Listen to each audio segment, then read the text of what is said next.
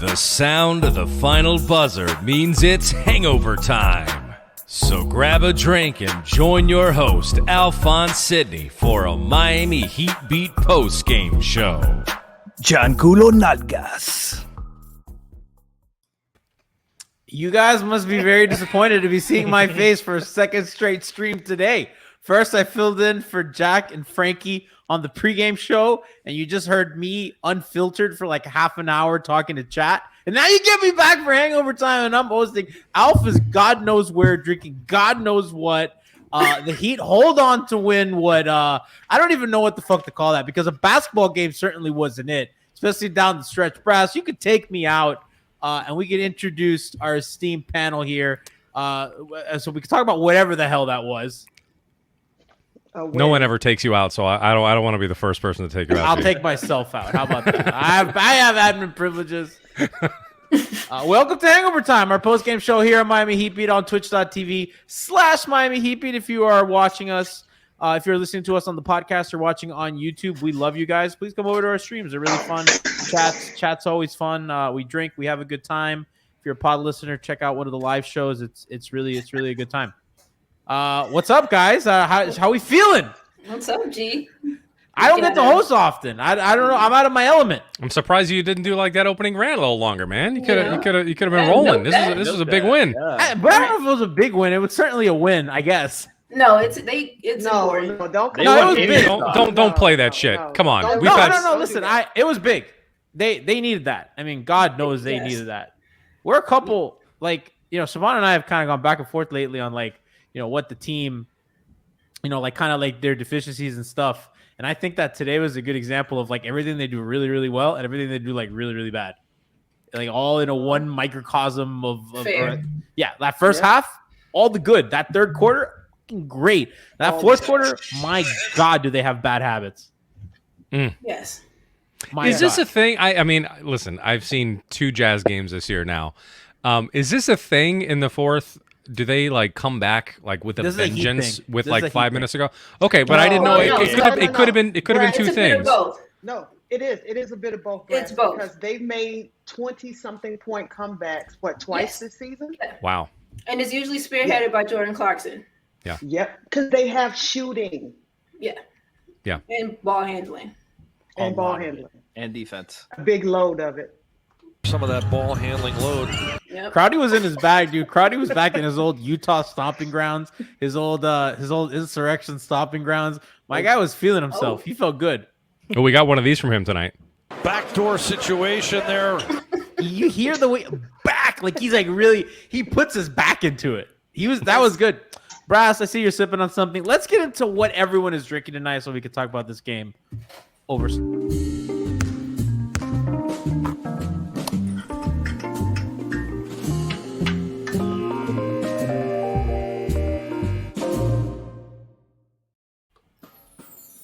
What is the order of operations here? Who goes first? I'm not. Thanks for watching the show, Jay. I watch the show all the time. It's just I'm on a lot. It's just you're the host. Counterclockwise. Pick one. I feel Go around the horn. Siobhan Go around the horn. I feel like Alpha is usually where Siobhan is, so it makes it easier. Siobhan, That's why don't never you go? it. No, Alpha's never over there. Do you watch? I do watch. You were the Gianni. Brass, take him out. Alpha's always there. It's Tiff. Come here, Brad. No. What? No. Come on, you shit. Tiff, what are you drinking? Son of a.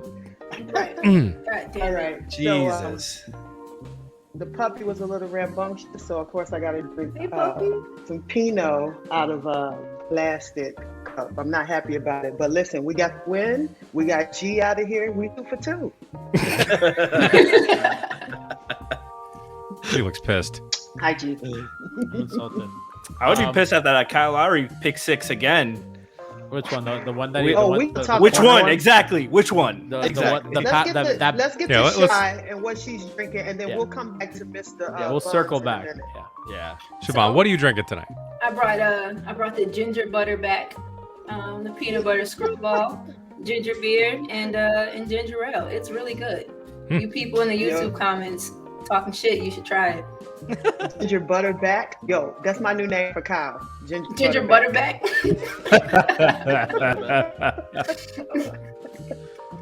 Franky, what you sipping on? Well, I unfortunately was watching the Miami FSU game, so I drank all my bourbon tonight. Hashtag fire Manny Diaz. Hashtag fire Blake James. I've got nothing. I'm gonna get some water in a little bit because your boy needs a gummy after this game. Can I say something about Manny Diaz? Whoa. No. Not yet. Next Brass, topic. What are you drinking?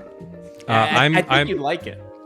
I made a maple rum old fashioned, which is a 12-year-old Demerara rum, some maple syrup, and some Angostura bitters with an orange peel.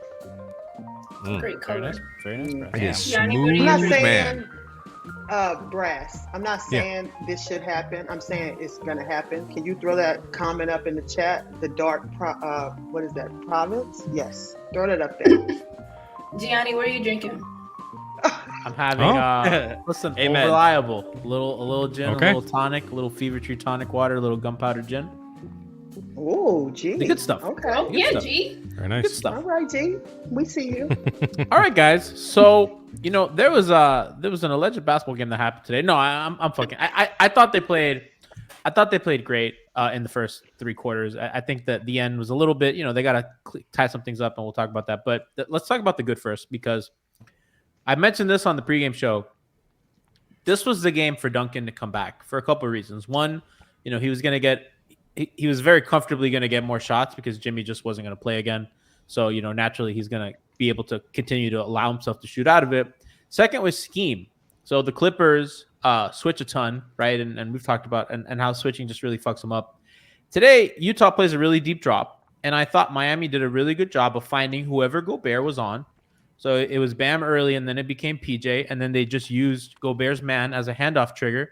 And he's in a drop, so Duncan has all sorts of airspace. As long as the screen is solid, he's kind of coming off and getting open. Tiff, I don't know about you, but it was really encouraging for me to see him get the ball through the hoop. And I hope that this isn't just a scheme advantage thing, that it translates to a longer term thing. Right. That's exactly what I was saying to Shy in the chat. I was just like, this is what we need to see, but we need to see this going forward. We need to see this with all the key pieces on the floor. Like, this should be the confidence builder to know, okay, I may not get as many shots, but let me just capitalize on what I can get. And he sprinkled in a little bit of everything. He gave us some off-ball cuts. He dove to the basket. His defense didn't look as ragged as it did in the last game. So he played a lot. He played a lot better. It literally gave me a lot more confidence in him going forward. But I think also this gave his teammates more confidence. That's what I really think. When he hit the pull up, the one and the Udonis on the bench. Yeah, Shy, you saw. Yeah, no, but the bench was thrilled for him. It was. They were. And they believe in him. They believe in him.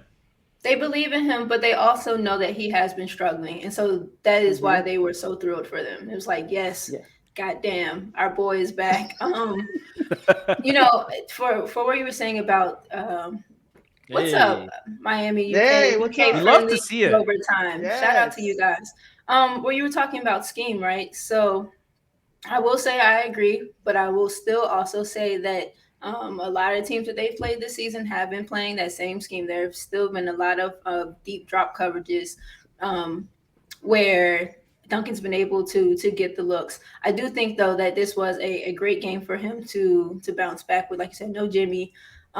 He 6 for 11. I think he took 15, 13 some odd total shots. 6 for 11, like I said, from 3. And so, yeah, he looked really good. All of them through the first 3 quarters, I didn't have too much of anything to complain about. And by the time the fourth quarter debacle started to happen, I was trying to prepare for the show. So they have to get better closing games. They really, really do. I don't know what it is about fourth quarter, pressure builds, pipes burst. I don't know. But they have to get better about closing games. Luckily, they did. They could have let the fucking rope go completely, but they didn't. So, this was an important one for them. It has not been a good road game or, a good trip on the road. Yeah. So this was a big win. And for the most part, I like what I saw out of the entirety of the group. Franky, they're benefiting from those early leads. They've been getting out in front on games because they wouldn't even be in the mix on a lot of these games if they didn't do that, and they hadn't been doing that for the past few years. Yeah. So it's good to see that It's good to see that. Do y'all feel that's an old person thing? Like they're just old and they run out of gas? I'm like dead ass. No, it's an NBA I think thing. I think it's Well, all teams will go on a run. That's the thing about home NBA. teams always go on a run. It doesn't matter, right? It doesn't matter who you're playing. They're going to go on a run. Mm-hmm. So can you sustain it and hold your lead? And yeah, they're old also. So like the combination of, I'm sorry, but like this could even segue into, because I want to see what Franky has to say about this. So number 7. Mm-hmm. Let's talk. I want to know what Franky wants to say about number 7 with the number 1, those jump passes that drive me insane. I can't stand those. Nuts. Exactly. And when it's 2 minutes left in the game, why does he always look frazzled? It's the PTSD of LeBron kicking his ass in the playoffs. He's still seeing 23. Whoever you see a 23 on the other side of the team, and he's like, oh shit. It doesn't. It's Royce and leave. It's Royce O'Neal tonight, and he's like, oh god, 23. I got rid of that guy. Yeah, he's like, I thought he's in the other conference. It could be him. I don't know. It's just flashbacks, man. No, but there's some things like a lot of decision making that he's struggling at. He's trying to do a little too much. Siobhan's going to break it down later. She has a lot of great examples. We talked about this before the show. But there's definitely some lack of composure at times where you can also kind of blame it on the offense just in general, that it's just too simplified in the fourth quarter, where it's too reliant on players make a play. You don't run off. Spo is a habitual simplified offense in the fourth quarter guy. He's when shit gets tough, when shit gets close in the fourth quarter, he wants to run pick and roll. He wants to space things out, wants a simple action at the top, wants to run isolation at the end of the game. He doesn't want to do anything that's going to cause turnovers. He doesn't want to run plays. But that can happen. That can be great when you have Dwayne Wade, LeBron James, Jimmy Butler to break the shit down and get to the basket and make plays for you. But it's also a lot of work on them and a lot of stress on them to make a play continuous time after time after time. And when they're up 20 points already, it's human nature to relax a little bit. But at the end of the day, like if I would have told you the Heat are going to win by 6 on the road in Utah, you would have taken it. So no Jimmy Butler, no Markieff. You can say whatever you want about it. You're missing your best player. You're missing a rotation guy. And they won by 6 against a healthy Utah team. Take it. Yeah. I want to push back on the Kyle thing a little bit. Of course. Go ahead. Of course you do. Push. In the You're going to bounce back. In the Clipper game, he was fantastic. And I think today was a product in the fourth quarter. Yeah, but that's what we're talking about. We're talking about like him closing games, right? I was just joking with that. No, I don't take it as joking. I take Kyle Lowry very seriously, you piece of shit. So when you have Donovan Mitchell on him, who's like an all defense level player, like clearly like Kyle can't turn the corner at his age against an elite defender. Wait, he's like a that. what? Who?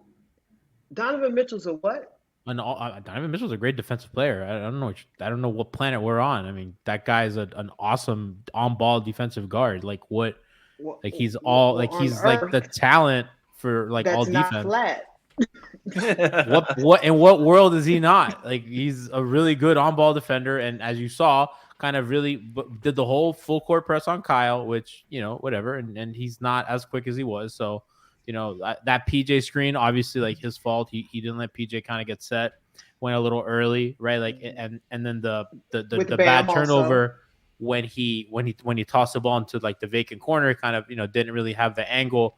Kind of got into trouble, right? Because he can't really create the same space that he used to. So like that stuff is like fair and valid, and it's gonna happen, especially when they can't like run. Yeah, fuck you people. Okay, I'm out here. You just named 3 plays in the fourth quarter. No, I'm not. I'm not disagreeing with you that he had a bad fourth quarter, but you saying like this is like a habitual thing that like he's like a dumbass or a bad decision maker. Like that is just like a poor No, yeah, you said he's a bad. So that's just like a no. representation. He has a tendency to make those plays. He has a pick six to that weak side corner almost every game. That's not. I'm not saying. Okay, but let's talk about why. Let's not just say like his decision making is bad. Let's say like, okay, like these are the circumstances of their offense and the context of the play, and not just but that. he's a 35-year-old point guard in the league. You think he's a Hall of Famer? He is a Hall of Famer. No, I don't think he's a Hall of Famer. He is a Hall of Famer. He's still in the league right now. He's not a Hall of Famer. He will be a Hall of Famer. Maybe that's debatable. Maybe okay, yeah. All right, G. But we're arguing at hand.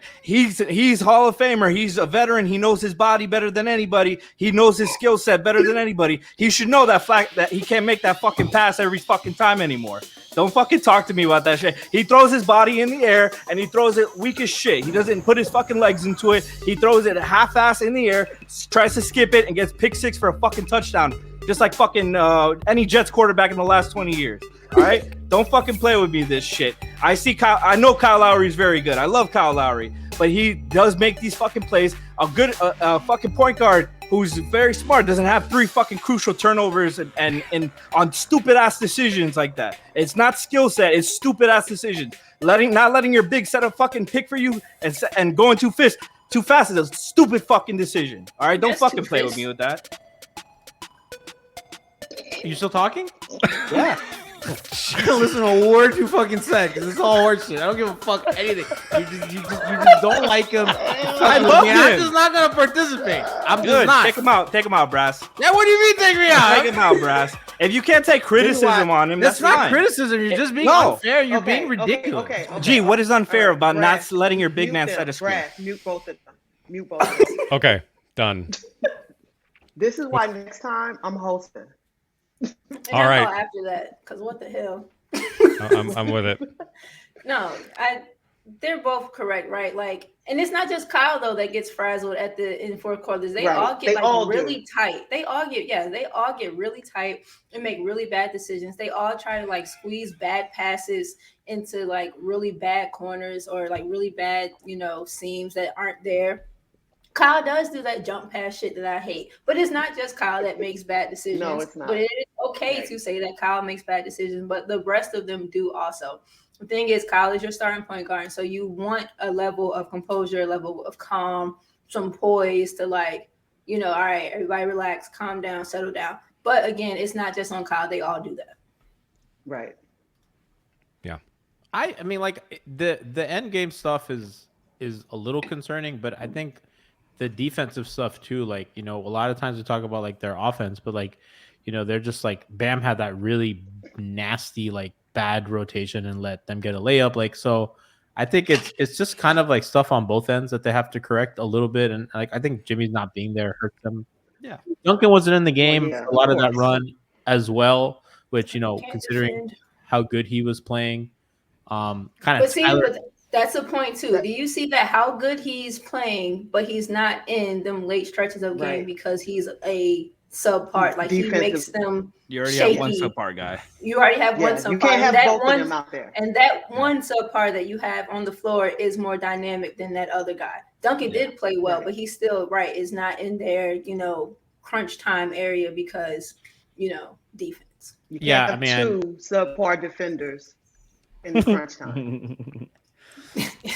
Well, no, but I didn't. I mean, because Duncan came back in the game, late once the game got tight. But I just generally meant like through the run, like it kind of felt. I mean, they were just doing their normal like kind of rotations, and then had the game been like truly out of hand, everybody would have sat. And then Duncan came. I think it was like 6 minutes left or 5 minutes left or whatever, kind of normal for his rotation. So like it wasn't too concerning, but it was just Spoke kind of stuck to that. I think something that's noticeable is that, they were shooting the lights out at one point. And usually during the game, there's the regression to the mean, right? Mm-hmm. But the one thing that I think is a problem is that they can't keep up this level of defense for, throughout the game. This is where I think the bigger problem is that that defense, all of a sudden, there's huge pockets of time in the game where it just disappears completely. So, I don't know if they're just not focused. I don't know if they're old. I don't know if the stamina. I don't know if people can't make reads. Oh, yes. But all of that. They can't keep it up. It's also the style of play. I was about to say exact thing, Frankie. Yeah, it's their style of defense. Go ahead. You're counting on a veteran team to be a switch heavy team with the starting lineup when you got two guys that are on in their mid to late 30s, and you have Duncan, who's not he's a decent defender. He's an average defender, but he's not a good defender. He's the weakest guy, and he's going to get picked on.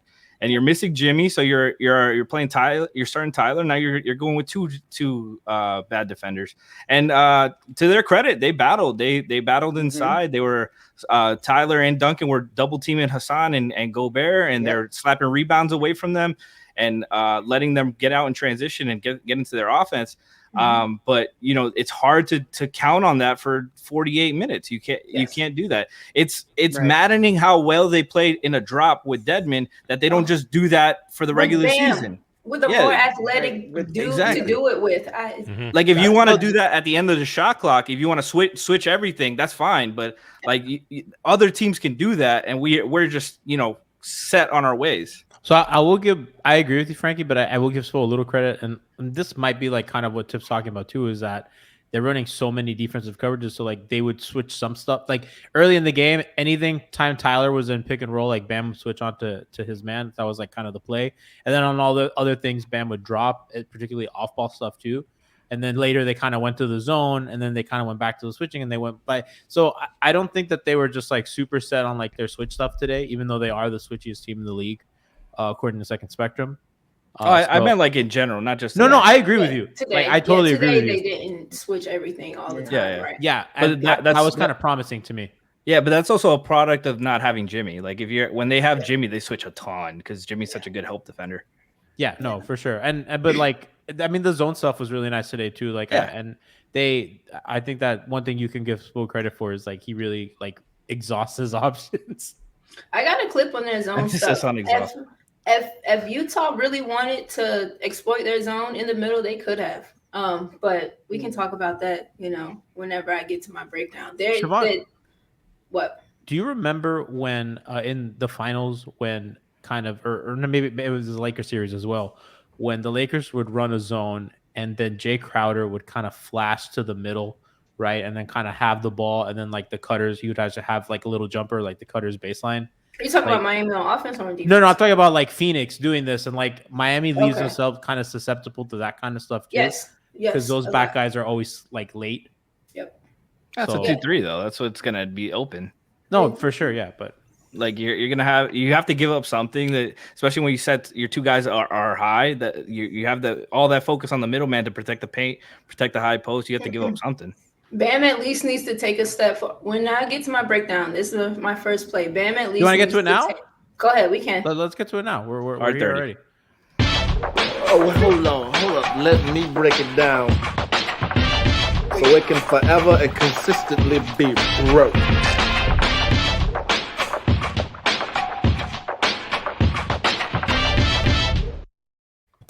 So I have 5 for you today.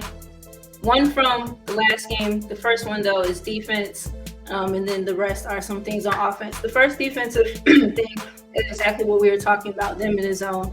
Go ahead, Brass. I'm going to be asking you to pause a lot, though. So pause right here. So they're in their 2-3. Hassan is going to flash middle. Bam doesn't move. Bam doesn't come up with him at all. Go ahead. Pause. Right? So now Tyler's attention is towards Hassan, which is going to force Duncan's attention to be, I think, higher up to Jordan Clarkson over there. Go ahead. Pause. So now Tyler commits to Donovan. Bam is also, or not Bam, Max is also, head on Donovan. You have 2 people committed to the ball. Bam hasn't moved at all. And you have Duncan in no man's land between the corner and this above the break shooter. Go ahead. Donovan kicks it straight to the corner. And he misses, but they were getting like good looks out of their zone. You run it one more time. I think Bam needs to at least come up or like bring Hassan up with him. And so Tyler doesn't feel compelled to now shift all of his attention this way. That's my take on that. Go ahead to the next one. Pause before you start it. The last 4 are offensive. This is a play from the last Jazz game. We've been talking a lot about Miami's inability to get things toward the rim, and some of Kyle's struggles, right? Like if Kyle isn't going to take the three, Kyle isn't going to take the mid-range. G, with your bad camera, you put up a stat the other day about this being one of Kyle's best seasons, getting to the rim. I want to see him do that more and then watch his other things, kind of open up. So go ahead, Brass. It was specifically finishing, by the way. It was like finishing, cool, even better. You just proved my point even more. Kyle gets to the rim, pause, doesn't finish on the left side, has the little reverse on the right side, chooses not to try to finish there. Go ahead, he'll kick it out. I don't care about the rest of this. But today, he got that same kind of look and he finished with the reverse. Like it's there. Get to the rim, finish. You have Hassan, bigs are and should be, I guess. And even Rudy's, they should be like a footwork mismatch for you as our starting guard. Get off the wrong foot, right? Get to areas where you can do some nice things for us. You can go to the next one. Pause. So I talked a bit too about, like using Duncan in some other areas. And I think using Duncan as a screener is really good because it's going to confuse the coverages a lot.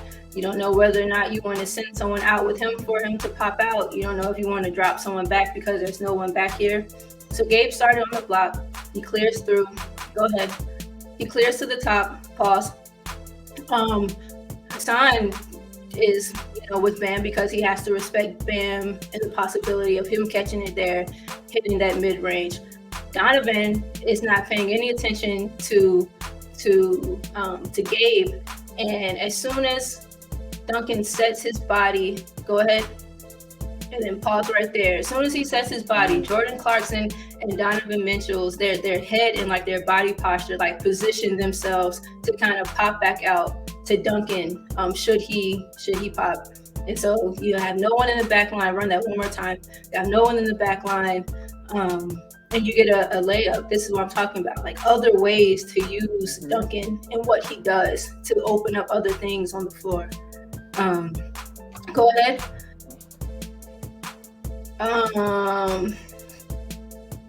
Kyle's gonna get like all the way in here. Pause.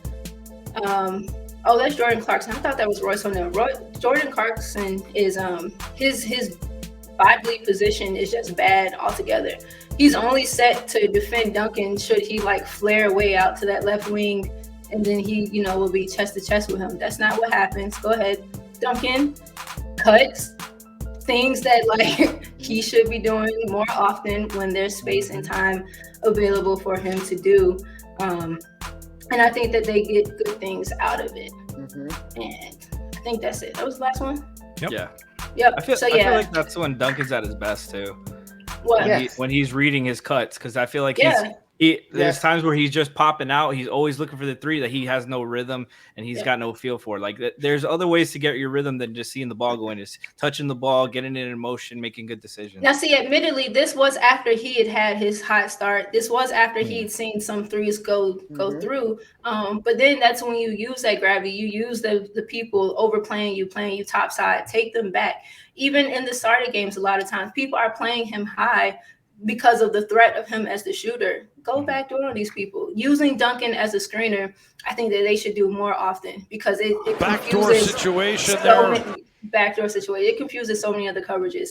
But I liked a lot of what they did, admittedly, until the fourth quarter.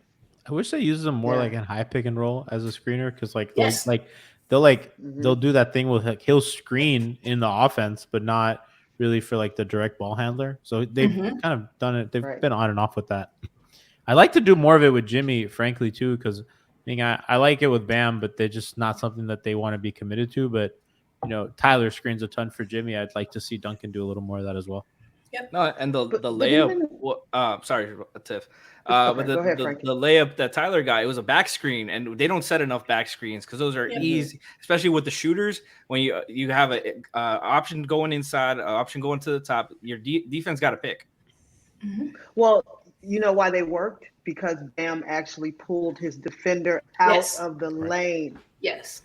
Like it seems so simple, but yet sometimes it's not. Yeah. But he's only able to pull them out of the lane if Bam is a threat to take that shot, which he has to be. He has to remain aggressive to keep his drop, to keep his defender honest. Otherwise, they just sag back and then, Yeah. No, and then he also got a layup off the back screen from Duncan, where he just cleared his man, got a layup. And they did that last game too. I think it was last game or the night before. But they do that like once a month. They don't do it enough. Where it's like 100% success rate, but they're like, hey, let's get cute. Let's get cute. This works every time. Nobody's figured out how to stop this, but let's get cute. So, kind of in terms of Bam's mid-range shot, shooting 38% on the midi this season, which is not good. Shot 45 last season, so you kind of hope that number kind of, goes up. Shot 30, shot 37 the year before. Yeah, I don't mind him taking them. I think, Tiff, we talked last year, like, it shouldn't be, we kind of went back and forth on whether that should be a weapon or a counter. At this point, I'm still not really sure for him. I do like him to take it though. Like, it just, I think it has to be. Honestly, watching what we watched tonight, they respected his jump shot, so therefore they left the lane to guard him. So at some point this season, we need to start calling it a weapon, especially if you want to have our guards on the move making those backdoor cuts. Like, that's the only way it's going to work, because usually they're on top of each other, and you got Jimmy trying to make a layup, Duncan in the way, and Kyle just kind of floating out somewhere. Duncan cut into the basket while Jimmy's trying to post. Yes. So it needs to be a weapon, because if you respect it, you're going to have to come out and guard it. So just the threat of him taking that shot doesn't mean he has to even take it, but get him out there, and even get him out there, and he can even make a pass or a fake. He can make a fake and dribble around. But I just think you gotta open the lane up some kind of way and create some easy shots for your guards. Mm-hmm. His percentages are kind of down across the board at the rim from mid-range, right? But I do think that he's a better player on offense. I think his decision-making to kind of post up smaller guys is been very helpful, because teams, get kind of they're not as switch happy against Miami, which is really kind of the kryptonite to what they do. So, I mean, it's kind of a wait and see with him. Brass, were you going to say something? I'm sorry. Well, no, I know. I agree. I just wanted to make sure that we get to the person that has been slandered the most on Heat Twitter over the last couple of weeks, rightfully so. But I think it would be good to talk a little bit about Duncan Robinson tonight. And we opened the show with that. I mean, but I mean, I think, go ahead. There's been a lot. I mean, so they said they went to. I guess they had a quote from Spo, and Spo was asked about Duncan's struggles, and he just said just keep shooting, and I do think a lot of it is a mental thing. I mean, we've talked about this like endlessly, but I mean, just in terms of his performance tonight, I mean, he was, aside from 6 of 11, which is really really good. He was also a team best 20, and I know like plus minus, single game plus minus is a bullshit stat, but I think I don't know. I just wanted to sort of touch on that just again. Not to sorry to derail what you're talking about there, but I think it's good. I think this is the type of game that we have been expecting. That certainly this is the type of game that reflects the contract that he has, that people have been complaining about, even though it's not their money. But I mean, this was just a good, well-rounded performance by Duncan tonight, and I hope that continues. And also, fucking PJ Tucker. Yeah. Yes, let's finally talk. That's this guy. That's who I wanted to get to. This guy. I love that guy. Holy shit. This is always been my favorite player. Look at what Heat culture has done to this man. It's amazing. But this guy, I mean, he is really changes people, Brian. He is always there, man. And like even on nights where he's not there defensively, like I never feel like he ever takes his foot off the gas. And like sometimes that's all you fucking want, right? Mm-hmm. Like to me, that's the real frustration. Everyone has bad games, but like when they just give up, when they just don't, when they look like they don't have it, and that bad effort, Man, I don't think we've seen that from PJ this entire season, even on his worst game. And tonight, I mean, I was listening to it on the radio, and for like the first half, and like, man, it just felt like he got every fucking rebound in the game. He was just like always there with the offensive rebounds, and he's so good, man. I'm just willing to give because I feel good, like because the last 3 games. Just the loss, and it's like, damn it! Like I don't want to be like overly negative on stuff. They're going to the finals, Brass. I don't know what you're talking about. I'm just happy. Tonight made me happy. Forget the last few minutes. If it's Utah, Heat in 4.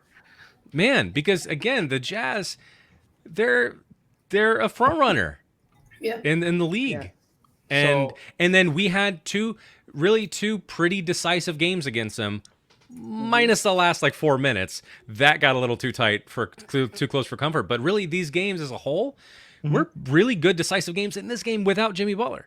Yeah. So you know who else gave like a shit ton of effort? And is really a tone setter. Eric the Great, who gave 5 tier 1 subs today. Eric, you are the PJ Tucker of chat. We love you and appreciate you. Brad said one time. It's Mac Pro. Brad hit him one time. We're gonna hit him one time with a drip drop. God, the sound of my nightmares. Also, it's Mac Pro. Prime subbed for 2 months. So we love that, and they wanted to leave a message as well with their sub. G is a habitual bad taker.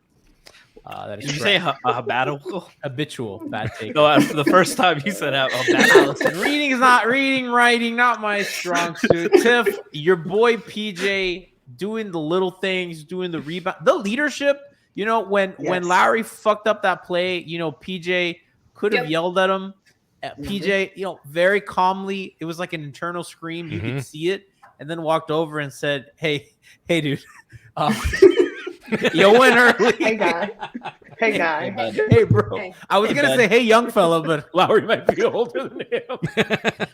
Yeah. How is Dedmon the young one? Oh my God. He's young.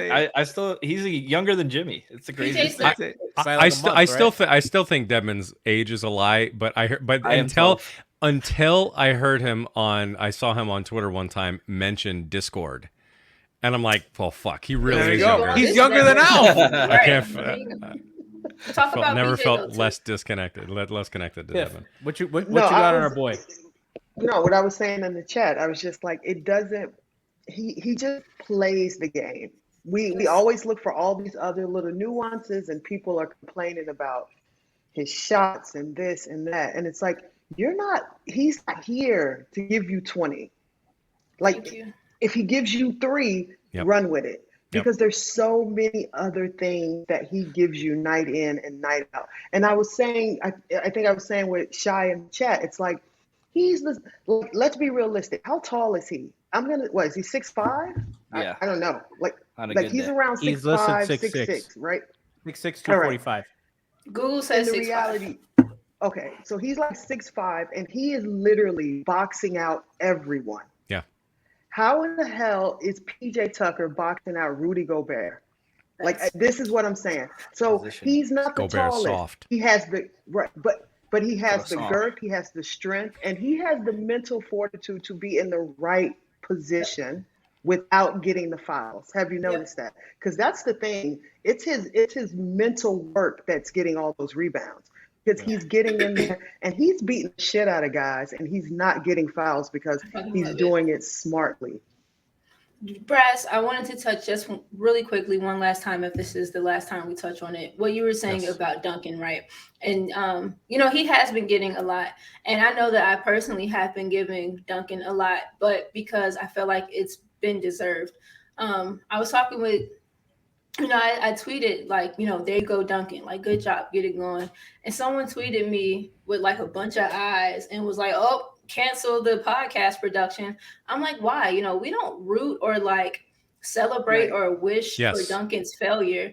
The team performs better when he's on. When he's not on, we have to go to all of these other lengths and measures to generate baskets, because so much of what we do either directly or indirectly on the kicks are, revolve around Duncan's production. And so, yeah, I've given Duncan a lot. Yeah, I've wanted Duncan to, look for other ways to diversify his shot portfolio. But by no means am I like praying for Duncan Robinson to have bad games. And I don't want that to be out there in the ether that, either Miami Heat beat myself or whomever else associated with this group just like prey on Duncan to have bad games. Gianni mentioned it one time, like, oh, Siobhan, you just don't like him. That's not true. I just it's not true. Like, I want Duncan to perform well, but I'm also not going to not call it out when he isn't. I get on Bam's ass when I don't think he's performing well. Jimmy this season hasn't given me too much to be on about him not performing well. I'll admit that I was one of the people calling for Tyler to be traded last season, but that dude has completely erased. Tyler Hero has quickly become one of just my favorite people to watch play basketball. His body control, the way that he goes about the game is night and day from last year. But no, you're right, Brass. Like, Duncan does deserve. Yes, G talking about not liking people. The same dude that said Max sucks. Exactly. Thanks, Max Ben. fucking Marquise. right? Oh, I'm gonna that's a say, little strong. Max a little strong. Max sucks. Yeah, I'm like, if Max Strus is in your rotation, you're a bad team. I'm sorry. Yeah, see, there's none of that. Like, Chickens coming home. They are going to the finals. Chickens coming home to roost. They're bad. People can be real about, what it is that they're seeing from guys, day to day. If we were just here to talk about what they're going to look like in the finals, well, then why do we have a regular season podcast? Duncan has been struggling, and it's been worthy of pointing out, but he looked really good tonight, and a lot of them did till the last quarter. I'm so. Oh, you go, G. Be critical. We should be. You have to be allowed to be critical in the moment. Just because you're critical, you're not rooting for failure. Correct. Like, it's okay to say, "Oh, stop making that jump pass. We don't like it. We don't like it." But that's just being critical. Somebody has to stick up for him. God knows you don't listen to Raptors Twitter. Why would we listen to Raptors Twitter? I listen to him enough on Heat Twitter. You need to get the fuck off of Heat Twitter. Raptors Twitter makes sure they're heard. Like, you don't need to look for them. I respect it. Listen, but the whole point is nobody's saying he's dog shit. Like, that's not the point, and that's where people run with it. You make one critical comment. That's the whole point. Like, what are we watching the games for if we're just going to sit here and just cry about everything and even though he's 0 for 12, he's doing a great job, Timmy. Yeah, he's not. I think that's I totally agree. I think a lot of people think, like, if you talk bad about a player, then it means you hate him, which is just stupid. You can be low on a player if they have an extended period of time where they're playing like shit, because players play like shit sometimes. But the thing is, like, I almost feel like we get more. What does that even mean? I don't understand. I don't even understand. It's a funny sentence. Jordan Clarkson is the NBA's Joey House shower. I don't even know what no idea what that means, but it's a funny sentence. I think there are some times that we go in on players and we go on them almost more because we're not mad. We're not mad that they suck. We're mad that they're we're like disappointed in them. We're like shame on you. You can do so much better, because how many times did Bam in particular last season just not have that fucking that push? And we've seen that fucking push as of recent, though. We've seen those games for Bam, and we're like, see, there you fucking go. So, and I think it's a similar thing for Duncan. Obviously, Duncan is a really good basketball player. I don't think anyone here really questions that. The people might question, like, what aspects of his game are better than the others. That's totally fair. But clearly, I think, am I wrong? Like, last season, before he got his massive contract, I think there was a time where we're all like, yeah, Duncan is. Yeah, he's really balling out, and he's improved a lot defensively, and he's shooting great. Yeah, fucking Duncan, absolutely. Yeah, no, yeah, you should probably pay him. So, like, you can't just because he goes through a bad streak right now, you can't like take all that back. What? Schmeez and Schmolik says Grayson Allen is the NBA's Giancarlo Navas. Grayson Allen winning them some games. Love you, G. Yeah, exactly. Unfortunately, Grayson Allen's playing well. It's really the most unfortunate thing in the league. But I really do think that some of us we spend too much fucking time on Twitter because Twitter is such a weird ratchet bubble to live in. Can I talk to? I feel the grass. I also want to say, sorry, G, real quick. I also just want to say, like, people live and die game by game way too much. Like we're gonna give you a post game reaction and pregame and everything, but like we have an excuse. Yeah, we're here to do that for you, and we're gonna be harsh about that game. But what we say about that game, that player, that game, isn't our thoughts about them the whole season. That's the whole summary about this. That some people like. I see people on Twitter like, oh, like he went 0 for 12 tonight. Why are we paying him $18 million? That's gonna fucking happen sometime. Like Steph Curry, that happens to Steph Curry. He goes 1 for 12 some nights. Like that. It's being a shooter, an NBA level shooter. You're gonna have streaky nights. It's just about.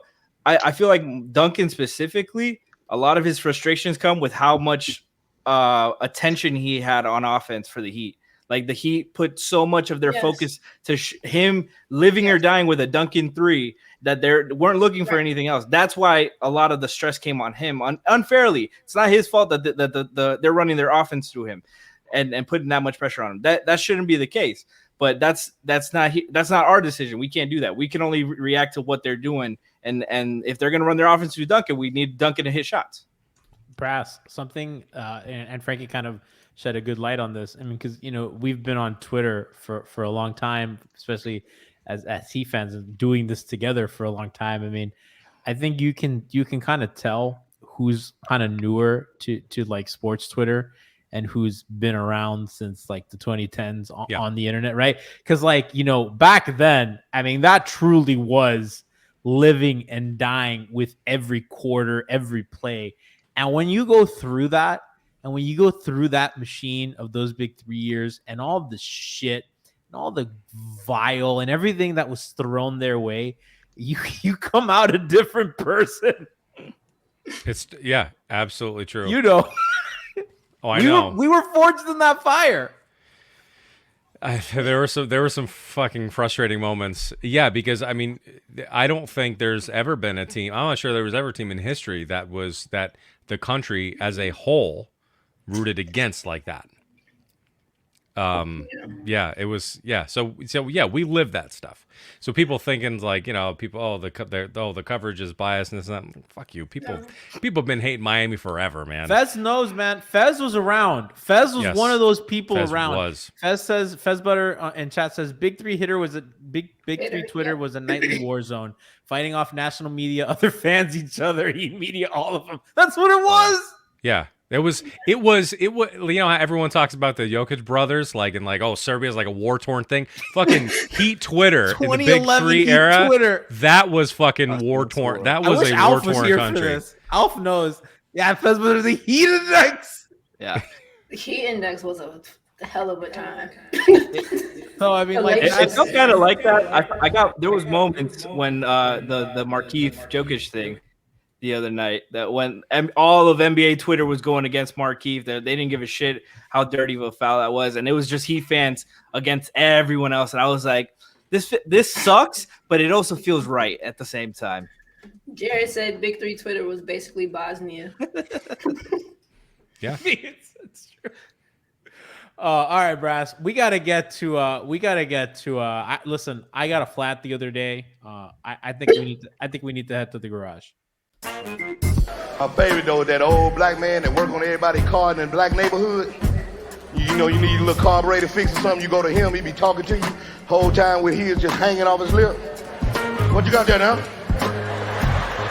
What you got a Plymouth? Yeah, bring that back around here about 4 o'clock. There ain't no goddamn problem. I put a carburetor on there for you. I used to work out the plant 15 goddamn years. I put a carburetor on there for you. Nigga, just bring me back a pair. Boy, you know what, boy? You look like your goddamn daddy. You don't look like you leave.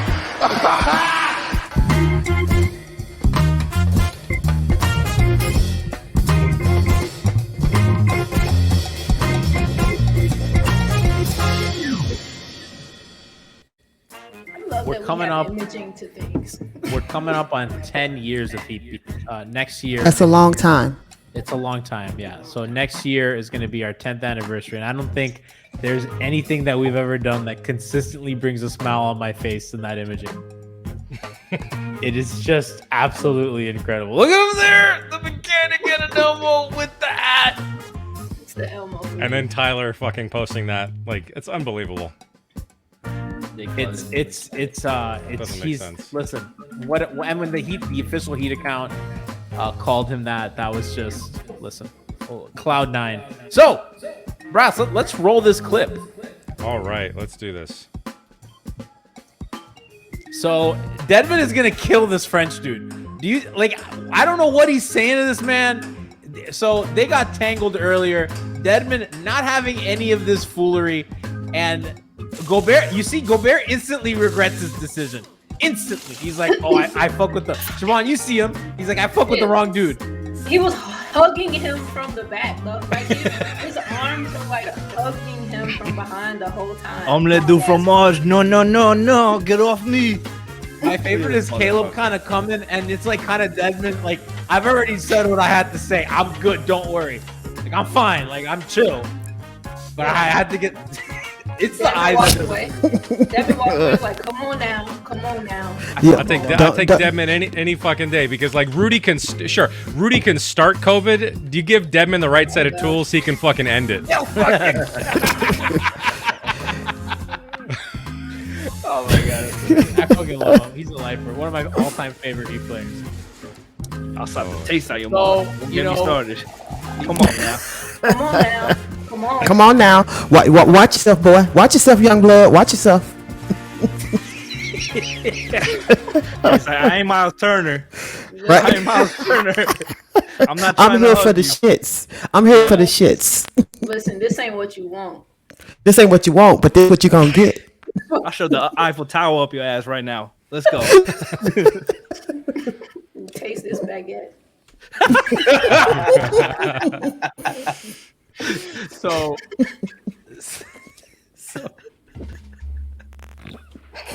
fucking Christ. Oh, trying so hard not to spit. Oh my god. Man. That was amazing. Sorry. So a while ago, I alleged that Brass looked like A while ago, before the show. Joe Ingles. No. He's been doing this for years. Yeah, I've been doing I know he's still doing it. That's what I'm saying. Yeah, I know. So I alleged. I got a side by side here, and I want you guys and I want chat to tell me, do they kind of look alike? Give me a fucking break, G. I think that it's uncanny. That's like if G up here. Yo, Frankie G up here saying all white people look alike. the only way to